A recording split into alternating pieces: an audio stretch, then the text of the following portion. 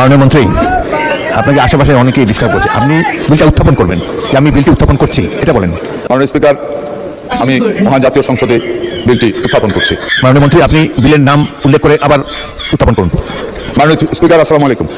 আমি আমিনুর রশিদ, কৃষি মৎস্য প্রাণী সম্পদ মন্ত্রী, প্রস্তাব করিতেছি যে protection of conservation of fish act 1950 act number 18 of 1950 সংশোধন কল্পে আনিত বিলটি protection and conservation of fish amendment bill 2026 অবিলম্বে বিবেচনার জন্য গ্রহণ করা হোক। মাননীয় মন্ত্রী, আপনি বিলটি উত্থাপন করুন, বিবেচনাটা পরে আসছি আমি, আপনি আবার দাঁড়িয়ে দয়া করে উত্থাপন করুন। মাননীয় স্পিকার, আমি মোহাম্মদ আমিনুর রশিদ, কৃষি মৎস্য প্রাণী সম্পদ মন্ত্রী, এই মহান জাতীয় সংসদে বিলটি উত্থাপন করছি। উত্থাপন করার পরে মাননীয় স্পিকার উত্থাপনের জন্য অনুমতি প্রার্থনা করছি।